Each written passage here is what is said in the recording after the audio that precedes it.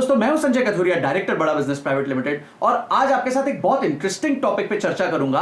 आप लोग सब कोशिश करते हैं कि कोई ना कोई स्टार्टअप जरूर करें जिंदगी में, और स्टार्टअप करते वक्त मन में एक ही सवाल आता है कि फंडिंग कैसे लेके आए स्टार्टअप के लिए।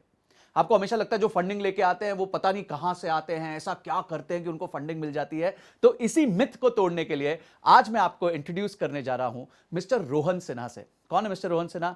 ही is the founder of Kohbee. Kohbee क्या है? कोहबी एक ऐसा प्लेटफॉर्म है जिसने क्रिएटर्स की जिंदगी में टेक्नोलॉजी को ईज कर दिया है। क्रिएटर्स जो होते हैं वो कंटेंट पे फोकस करते हैं, यूट्यूब पे वीडियोस बनाते हैं, पर वो उसको मोनेटाइज नहीं कर पाते, अपने कोर्सेज को ठीक से सेल नहीं कर पाते, उनको पता नहीं टेक्नोलॉजी कौन सी इस्तेमाल करनी है। ये सारी दिक्कतें उन्होंने सॉल्व कर दी हैं अपने प्लेटफॉर्म कोहबी के माध्यम से। तो आज उनके साथ चर्चा करेंगे। आईआईटी बीएचयू से पढ़े हुए, 2017 में उन्होंने पास आउट किया था। शुरुआती के कुछ साल उन्होंने जॉब करे, पर उनको एंटरप्रेन्योरशिप का बहुत जज्बा था। आज कोहबी एक फंडेड कंपनी है, और कोहबी के बारे में और स्टार्टअप फंडिंग के बारे में आज हम बात करेंगे रोहन से। Hello Rohan, welcome to Bada business. Thank you so much Sanjay ji, ये one of the best introductions है। Thank you so much. So Rohan, आपके साथ मेरा पहला सवाल ये था कि कोहबी का आइडिया आपको कैसे आया? ये एक्चुअली मेरी खुद की प्रॉब्लम से लेके था। 2019 में मैंने और मेरे को फाउंडर ने शुरू किया था बच्चों के लिए कोर्सेज बनाना। अच्छा। एंड हमारे पास भी कभी पैसे नहीं थे, बट बिकॉज हम खुद आईआईटी से इंजीनियर्स थे तो हम अपनी सॉफ्टवेयर की प्रॉब्लम सॉल्व कर सकते थे। एक पॉइंट ऑफ टाइम के बाद हमें रियलाइज़ हुआ कि हमने जो सॉफ्टवेयर बनाया हमारी खुद की प्रॉब्लम्स को देख के, वो बाकी लोगों के लिए बहुत ही ज़्यादा हेल्पफुल है। तो हमने डिसाइड किया कि हम इसको ओपन करेंगे।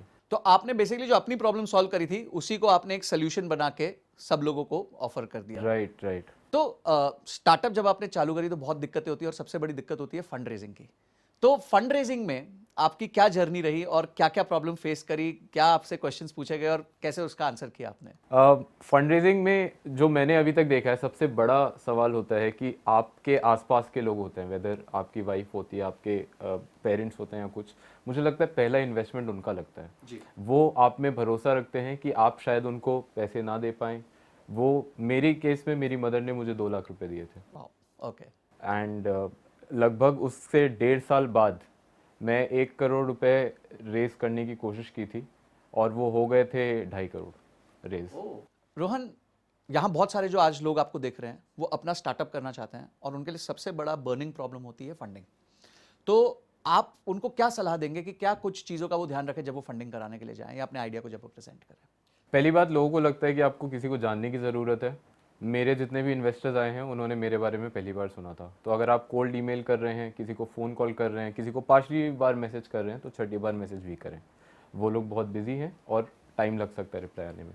सेकंड चीज़ ये, आप एक स्टार्टअप हैं जो फंड रेज करना चाहते हैं ना, तो आपको पहले खुद को इन्वेस्टर की तरह सोचना है। आपको एंटरप्रेन्योर की तरह नहीं सोचना है कि यार मैं तो इतना अच्छा काम कर रहा हूँ, कोई मुझे पैसे क्यों नहीं दे रहा। आपको ये सोचना है कि ये पर्सन आप में आज 100 रुपये क्यों लगाए, आपका कल का बिजनेस क्या होने वाला है। मैं जब शुरुआत में फंड रेज करता था तो मैं बताता था मैं क्या कर रहा हूँ, मैंने क्या किया है अभी तक।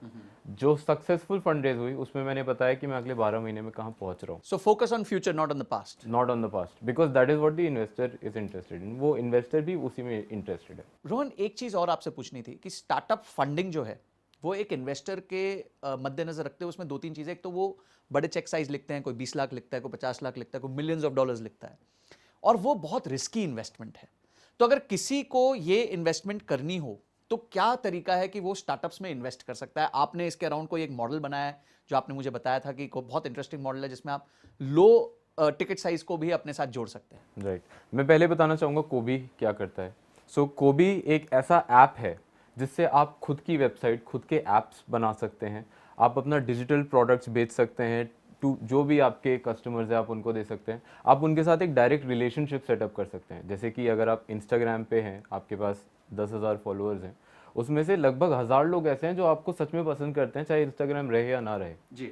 मैं कोशिश कर रहा हूँ कि आपका उनके साथ डायरेक्ट कनेक्शन बैठ पाए, आप उनको एसएमएस भेज पाएँ, ईमेल भेज पाएँ, व्हाट्सएप भेज पाएँ। ये सारी चीज़ें आप कर पाएँ जब आप लीड कलेक्ट करते हैं अपनी वेबसाइट या ऐप पे।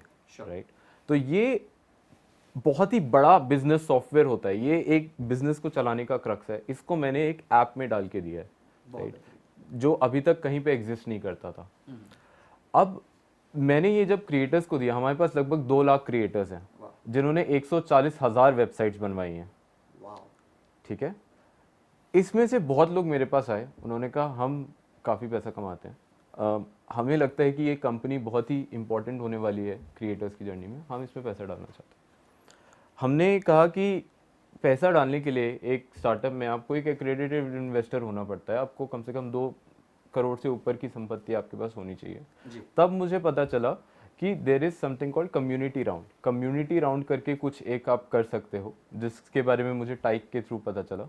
तो हमने ये सारे क्रिएटर्स को देखा कि ये लोग पैसा डालना चाहते हैं, एंड टाइक में ये फ़ायदा है कि आप 5,000 रुपये से शुरू कर सकते हैं। ओके, तो एक आम आदमी भी एक स्टार्टअप में पैसे लगा सकता है।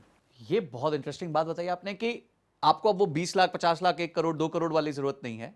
अगर आपके पास 5,000 रुपए भी हैं तो आप एक स्टार्टअप में इन्वेस्ट कर सकते हैं। पर स्टार्टअप इन्वेस्टिंग तो बहुत रिस्की है, ये बाकी एफडी, स्टॉक मार्केट, इनसे तो बहुत ज्यादा रिस्की होती है।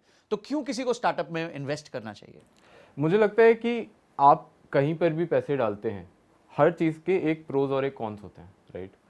वीसी इंडस्ट्री इंडिया में काफ़ी तेज़ी से ग्रो की है, लगभग $27 बिलियन लगे हैं लास्ट ईयर में, राइट, अपने आप। इसमें हर जगह पर हमने ये देखा है कि एक स्टार्टअप में पैसा डालने में आप यूजुअली 10 से 15x, अगर आप एक अच्छा स्टार्टअप पिक करें तो विद इन 1 ईयर हो सकता है। 10 से 15 गुना आपका पैसा हो सकता है। राइट, आपके लिए ये पॉसिबिलिटी ही एग्जिस्ट नहीं करती अगर आप उस गेम में कभी रहेंगे ही नहीं तो। जी। आपको एक पोर्शन, मैं ये नहीं कहूँगी कि आप अपना सारा पोर्शन लगा दें, बट 10% ऑफ योर पोर्शन या 15% ऑफ योर पोर्शन आपको लगाना चाहिए। अनुपम मित्तल जी हैं, राइट, बहुत बहुत फेमस इन्वेस्टर हैं जो शार्क टैंक पे देखे गए थे। उन्होंने 250 स्टार्टअप्स में लगाए हैं, एंड वो सिर्फ स्टार्टअप्स में ही लगाते हैं, वो और कहीं पर नहीं लगाते, क्योंकि उनको पता है कि कम से कम एक पॉसिबिलिटी तो होनी चाहिए कि ये 15x 100x हो सकता है। जी जी। और अगर आप पिक करेंगे सही स्टार्टअप्स तो बिल्कुल होंगे। तो आपके साथ जिन्होंने इन्वेस्ट किया था शुरू में, उन्होंने कितना कमा लिया? नवंबर 2021 में जिन्होंने इन्वेस्ट किया था, अगर आपने 1 लाख रुपए इन्वेस्ट किया होता तो आज वो 6 लाख रुपए होता। तो आज हम अगस्त 2022 में बैठे हैं, 6 lakh. Less than a year में वो पैसा 6 गुना हो गया है। तो 6 गुना पैसा होना बहुत मुश्किल होता है अगर आप एक साल में कहीं और इन्वेस्टमेंट करें तो। जनरली हमने देखा है कि स्टॉक मार्केट्स ने करीबन करीबन पिछले 8-10 सालों में 15 से 16% सालाना रिटर्न दिया है, कंपाउंडेड रिटर्न दिया है। इसी तरह अगर हम स्टार्टअप इन्वेस्टमेंट की बात करें तो उसी दौरान स्टार्टअप की इन्वेस्टमेंट में कितना रिटर्न्स बना होगा लोगों को?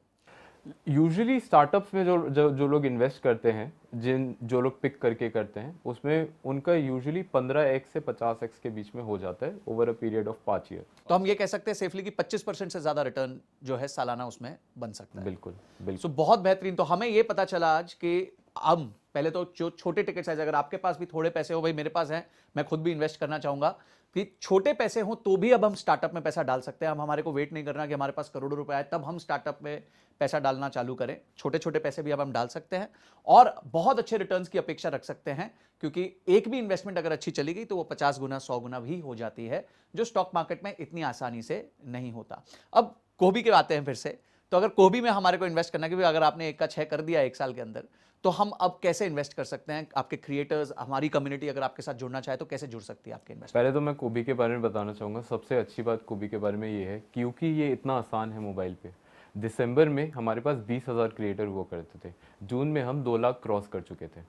हमने 10 गुना कंपनी को ग्रो किया है सिर्फ 6 महीने में। और जिन लोगों से हमने पैसे लिए थे नवंबर में, उस टाइम पे हमारे पास कुछ नहीं था और हमने कहा था हम इसको 1.5 लाख तक लेके जाएंगे, एंड लोगों के लिए मानना मुश्किल था, एंड हमने उसको 2 लाख कर दिया।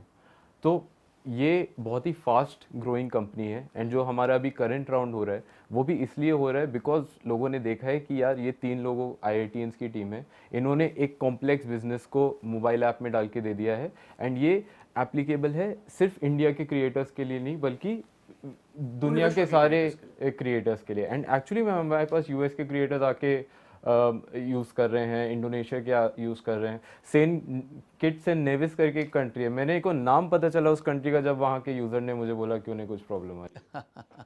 तो ये ट्रूली ग्लोबल सॉफ्टवेयर है ये। इसलिए हम लोग, जब मेरे को क्रिएटर्स ने बोला कि हम थोड़े से पैसे डालना चाहते हैं, तब हमने टाइक पे लॉन्च करने का प्लान किया है, एंड वहाँ पर आप जाके कोबी में इन्वेस्ट कर सकते हैं। सो हम यहाँ पे लिंक बता देते हैं, डिस्क्रिप्शन में लिंक डाल देते हैं, आपके पीछे लिंक आ रहा है कि कहाँ आपके साथ इन्वेस्टमेंट हो सकती है। और टाइक पे सिर्फ कोहबी नहीं, अगर आप और भी कुछ इन्वेस्टमेंट करना चाहते हैं तो टाइप पे जाके कर सकते हैं, जिससे आपको पता चलेगा कि छोटे अमाउंट्स को हम कैसे स्टार्टअप्स में डाल सकते हैं और स्टार्टअप्स को जो है कैसे स्टार्टअप्स में निवेश करके देश में भी निवेश होगा और हमारा भी फंड जो है वो ग्रो करेगा।